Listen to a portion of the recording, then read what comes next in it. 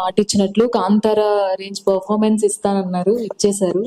Non stop dialogue delivery అనేది చాలా కనిపించింది. సో దాని గురించి చెప్పండి సార్. సో అంటే పూనకం ఎపిసోడ్ ఒక ఎత్తు అయితే, మీ డెలివరీ అనేది, డైలాగ్ డెలివరీ అనేది చాలా బాగుంది. సో దాని గురించి అంటే అది కూడా అదైతే బాగా ప్రాక్టీస్ చేసామండి. ఎందుకంటే డైరెక్టర్ గారు ముందుగానే నాకు 2-3 days బిఫోరే పంపించి సార్ పర్ఫెక్ట్ గా దాని వాయిస్ నోట్ పంపించేవాళ్ళు మా సత్యహరీష్ రైటర్ గారు. సో వాళ్ళు ప్రాపర్ వాయిస్ నోట్ సార్ ఒక 2-3 రోజులు ముందే పంపించారు. 2-3 రోజులు ప్రాక్టీస్ చేసి ఇంకా బై హార్ట్ చేయాల్సి వచ్చింది అనమాట అది. So but was very challenging. నాకు యూజువల్ ఛాలెంజెస్ అంటే ఇష్టం. సో బాగా ఛాలెంజింగ్ తీసుకొని చేశాను.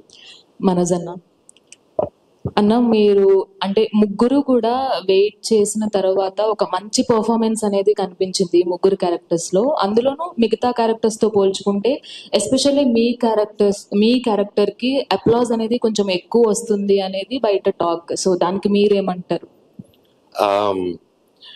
I would say every character had played their role అండి. అండ్ అందరికీ మామూలుగా ముగ్గురు అలా చేసినప్పుడు ఒకరికి పేరు రావడం, ఒకరు తక్కువ రావడం యూజువల్ జరుగుతూ ఉంటుంది. బట్ ఈ మూవీ వరకు all 3 of us got equal names. And that's director గారు నిజంగా ఆయన అప్రిషియేట్ చేయాలి.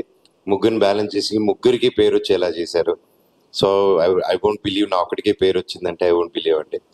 3 of us did the fantastic job. And especially they both, నాదేమో కానీ వాళ్ళిద్దరు మాత్రం దుమ్ములేపారు. అందుకే రిలీజ్ రోజు మీరు పెట్టిన క్యాప్షన్ అనేది నిజంగా యాప్ట్ అయింది అనిపించింది. చూసిన తర్వాత నిజంగానే ఆయన కొడుకు వచ్చాడు అని అనిపించింది. ఆల్ ది బెస్ట్ అన్న, కంగ్రాచులేషన్స్. థ్యాంక్స్ అమ్మా, thank you so much. Rohit గారు, సో చాలా